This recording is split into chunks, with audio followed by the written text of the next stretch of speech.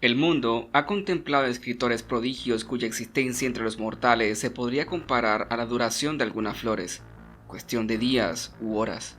Algunos de ellos olvidados para siempre bajo una espesa atmósfera de anonimato y otros eclipsados bajo su propio legado. Es irónico pensar que muchos escritores ahora considerados grandes exponentes de la literatura tuvieron vidas miserables sumidas en la pobreza y no pudieron ver el impacto que crearían en miles de lectores y no lectores durante generaciones enteras.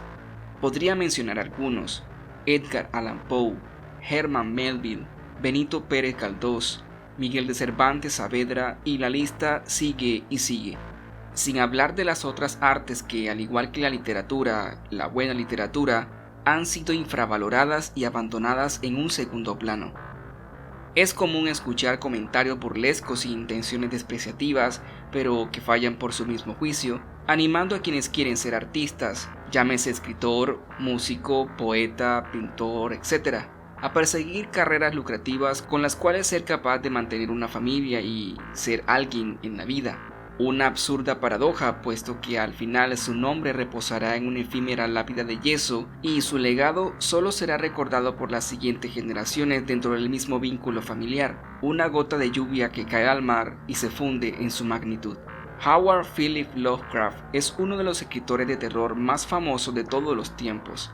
Odiado por algunos y reverenciado por otros, es imposible describir su impacto en la sociedad del siglo XXI, pues referencias a su mitología las hay en casi todos lados, desde la literatura, el cine, el cómic, los videojuegos, etc.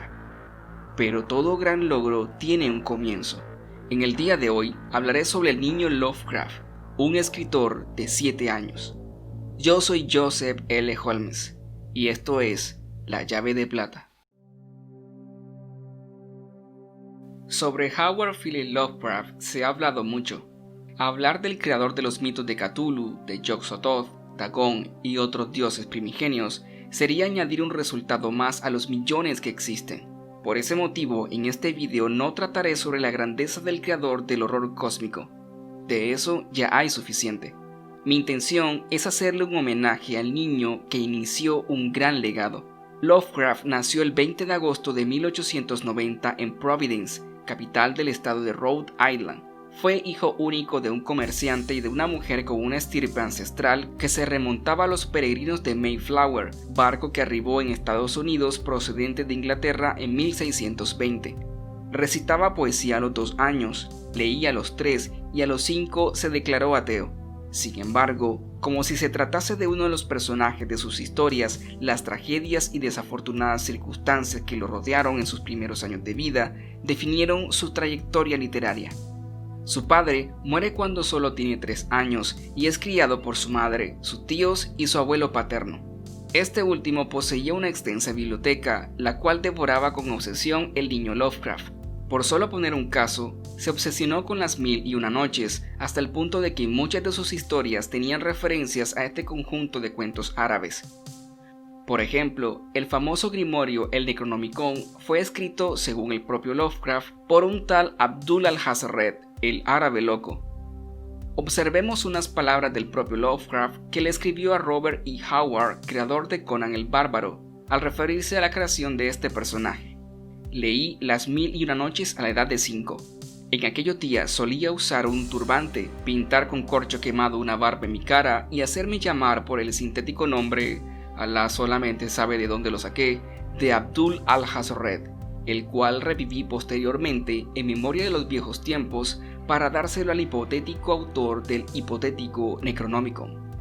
Este nombre proviene de un juego de palabras del autor con la frase inglesa All has read, que en español se traduce a ha leído todo, haciendo referencia a haber acabado todos los cuentos árabes o a su cualidad de ávido lector. A Whipple Van Buren Phillips, su abuelo, le encantaban las historias de horror de la literatura gótica y al ver el creciente interés de su nieto por las historias, le entretenía con cuentos de este tipo. El niño nunca tuvo buena salud, por lo que no asistió al colegio hasta los 8 años y después de 1 año desistió. Además, su propia madre lo sometió a una crianza nociva, prohibiéndole tener tratos con niños de menor categoría, por lo que no desarrolló muchas habilidades sociales. A esto súmesele que ella le decía constantemente que era feo y que nunca triunfaría en la vida. Todos estos factores marcarían la vida de Lovecraft y su estilo en años posteriores. Es en este momento de la vida de Lovecraft en el que me quiero centrar. La mayoría de las antologías nos presentan las mejores obras del universo Lovecraftiano, pero evitan sus primeras historias. Debo reconocer que no tienen gran calidad literaria en comparación de sus obras posteriores, mas es extraordinario conocer cómo comenzó todo. Su primer cuento se llamó La botellita de cristal, escrito en 1897, a la edad de 7 años. La historia trata de un capitán llamado William Jones quien divisa una botella de cristal en el mar. La recoge y cuando está a punto de devolverla percibe un trozo de papel en su interior. Lo saca y lee. Mi buque se hunde con un tesoro a bordo, dice el manuscrito. Me encuentro en el punto marcado en la carta náutica adjunta, termina. Y al reverso se encuentra un mapa con la ubicación exacta del premio.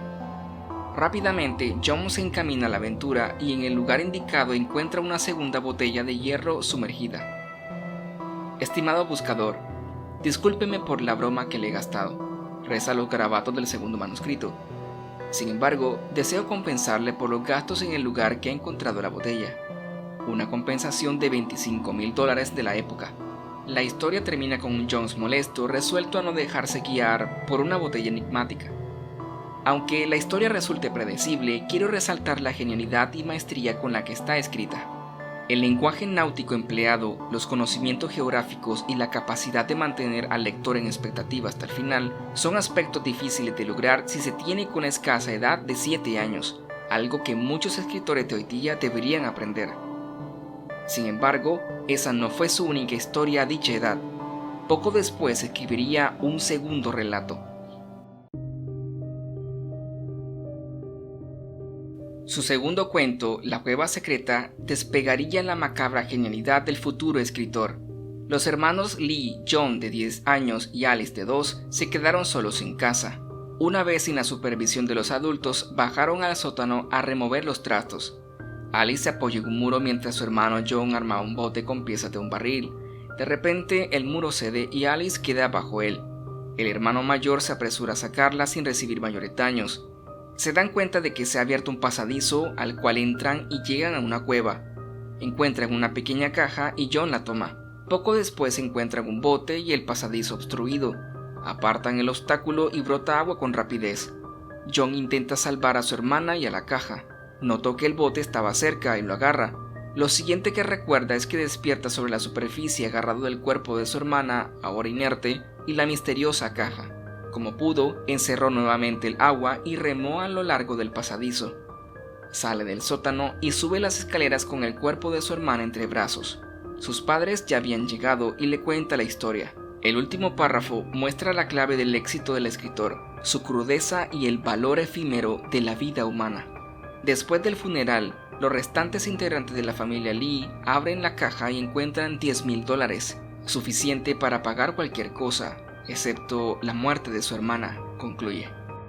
Me aterra y fascina pensar lo que pudo estar pasando por la mente del niño Lovecraft. Es ahí donde concluyo cómo el contexto del escritor influye en lo que escribe. Hubiese escrito Lovecraft obras tan magníficas como La llamada de Cthulhu, Los gatos de Ultar, Herbert West Reanimador o En las montañas de la locura si hubiese tenido una infancia menos cruel? Dudosamente. La ficción siempre bebe de la realidad. Y en este caso, la enajenación de un niño, maltratado psicológicamente por su madre, contribuyó a definir uno de los mayores exponentes de la literatura del terror, solamente comparados con Edgar Allan Poe, Stephen King, Bram Stoker y otros escritores del buen terror.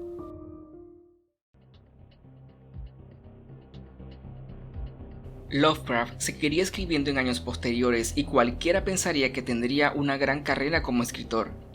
No obstante, su fama es más bien póstuma. Si bien es cierto que en vida publicó muchas historias en revistas populares como Weird Tales y fundó el Círculo Lovecraft, solo los aficionados al género de terror le conocían, un género que no era apreciado en la época. De hecho, algunos aseguran que la sobreadjetivación de sus escritos, las mismas premisas y la repetición de estereotipos de sus personajes sin mencionar su machismo, xenofobia y racismo, lo convierten en un mal escritor. Y aquí llegamos a un punto polémico. ¿Qué hace que un escritor sea bueno? ¿Que sea un éxito de ventas? ¿Que gane premios literarios? ¿Que tenga un impacto moral o ético en cierta comunidad? ¿Que sus obras sean objeto de estudio en escuelas y universidades? ¿O que su legado perdure por generaciones? La respuesta no es sencilla, pero sí bastante subjetiva. No me centraré en este aspecto porque no es la intención del video. Sin embargo, debo resaltar que aparte de los aspectos negativos anteriormente mencionados, es imposible ignorar la influencia de Lovecraft en nuestra sociedad. Existen cientos, quizá miles de adaptaciones, pero aquí les recomendaré algunos en diferentes medios. Para ello, invité a un par de amigos que nos harán algunas recomendaciones. Mi amigo Víctor del canal Ese Tipo con un Libro nos dará una selección de películas y series con el sello Lovecraftiano. La Cosa o The Thing, 1982, dirigida por John Carpenter. Nos cuenta la historia de unos investigadores estadounidenses en Antártida que se encuentran con la cosa, una forma de vida parasitaria que imita y copia organismos y seres humanos. Al no tener una forma ni cuerpo físico, se infiltra en el grupo sembrando la paranoia y la locura. Si bien no está adaptada de una obra de Lovecraft en específico, tiene muchos elementos referidos al horror cósmico y al miedo a lo desconocido. Reanimator, 1985, dirigida por Stuart Gordon. El Dr. Herbert West busca crear un suero de reanimación corporal en la Facultad de Medicina de Miskatonic, Nueva Inglaterra. Destaca la actuación de Jeffrey Combs como el excéntrico doctor y la combinación de humor bizarro y gore. Esta cinta se volvió de culto entre los fans, sobre todo por las escenas necrofílicas que contiene. 2005, Maestros del Horror. Maestros del Horror es una serie que reúne a amantes del terror y creadores magistrales del cine. Cada director presenta una historia diferente en cada capítulo. Dreams in the Witch House de Stuart Gordon nos trae una versión moderna de Los sueños en la casa de la bruja, una historia llena de bucles temporales, pesadillas y horror del bueno. En la boca de la locura, 1994, de John Carpenter. John Trent, un agente de seguros, está buscando a Sutter Kane, un escritor de horror de Nueva Inglaterra que ha desaparecido sin más. En sus libros, que causan locura en sus fans, predomina el horror cósmico, pueblos perdidos en el mapa y profundas referencias a Lovecraft. Una película que merece ser vista y apreciada. También existen referencias a Lovecraft en criaturas del cine como el xenomorfo de Alien o su mundo de cultos y dioses paganos como en The Void. También en Mimic, si bien no se basa en su obra, se destaca por el miedo a lo salvaje, animal y sobre todo a lo desconocido. Ahora escuchemos a mi amigo George de la cuenta de Instagram @loslibrodescalavera, quien nos recomendará literatura con el sello Lovecraftiano. Heredero de Edgar Allan Poe, Howard Phillips Lovecraft fue a su vez el predecesor de muchos autores que más tarde se verían fuertemente influenciados por sus obras de terror cósmico. Es posible rastrear dicha influencia en cientos de novelas y relatos, pero nombraremos solo 5 de las más relevantes. La niebla, de Stephen King, novela corta publicada en 1985 dentro de la antología Skeleton Crew, nos cuenta cómo, tras una fuerte tormenta, una espesa niebla se extiende a toda velocidad por la pequeña ciudad de Bridgeton, en Maine, acompañada con la aparición de monstruosas criaturas ocultas. Se menciona un experimento secreto del ejército norteamericano, pero todo parece indicar que las criaturas, que pueden alcanzar dimensiones colosales como en algunas de las narraciones de Lovecraft, provienen de otro plano dimensional. Merecen ser mencionados también 2 relatos Lovecraftianos del escritor de Maine, Los misterios del gusano y Crouch End, incluidos en sendas colecciones de relatos. Mr. X, de Peter Straub, publicada en 1999, incluye dentro de sus personajes a un hombre completamente obsesionado con la obra de Lovecraft. Tras la lectura de El horror de Dunwich, el gemelo de Ned Dunstan ve en el escritor un visionario que supo ver con claridad lo que se esconde tras el velo de nuestra realidad. Más allá de tomar algunos elementos, la novela termina siendo un claro homenaje por parte de Peter Straub, quien dentro de la narración convierte a los libros de Lovecraft en objeto de culto. El habitante del lago y otros indeseables vecinos es una antología de Ramsey Campbell publicada en 1964. Las historias acaecen en escenarios típicamente Lovecraftianos, renombrados aquí por el autor, pero claramente inspirados en lugares como Dunwich, Arkham y Kingsport. El relato que le da título a la antología nos presenta un libro ficticio de tradición oculta, Las Revelaciones de Glaak, muy parecido al Necronomicon de Lovecraft. Otras narraciones, como La Mina de Yugoth y Los Insectos de Shagai, hacen clara referencia al autor de Providence.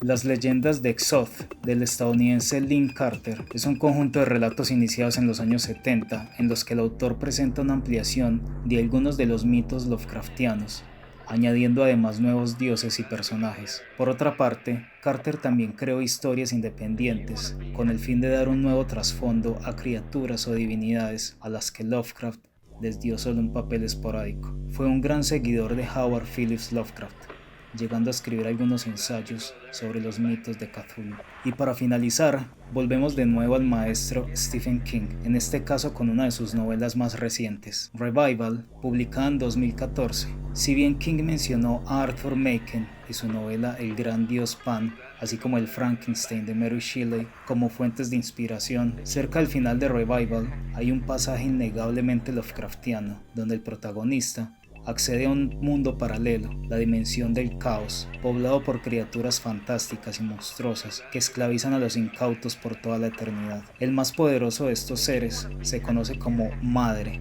capaz de habitar a los humanos y transformarlos en monstruos grotescos. Esto es solo un pequeño abrebocas, pues ríos de tinta podrían verterse antes de lograr compendiar todas las obras literarias inspiradas en el genio de Providence. En el mundo de los cómics encontramos el Necronomicon de Alan Moore, una obra fuertemente influenciada por el autor de Providence. Tenemos también a Hellboy de Mike Mignola, que aunque construye su propia mitología, hay muchas referencias Lovecraftianas difíciles de ignorar. Este autor también es el creador de La maldición que cayó sobre Gotham, en clara alusión de la maldición que cayó sobre Sarnath, una obra extraña, pero magnífica. En los videojuegos encontramos Bloodborne de 2015.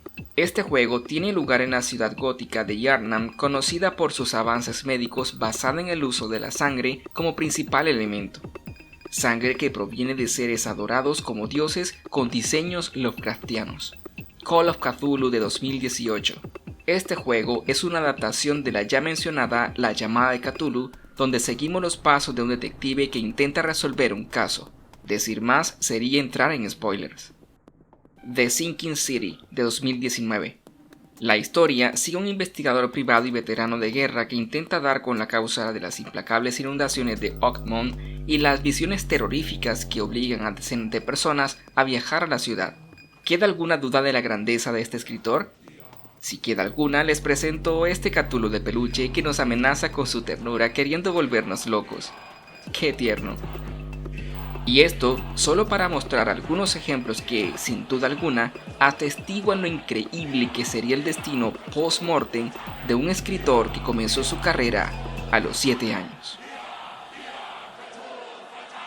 Si te gustó este video, compártelo con todos tus amigos lectores y no lectores. Quizá algunos de ellos no se han descubierto como lector y nosotros podemos ayudarle. Se despide de ti Joseph L. Holmes y esto es La Llave de Plata.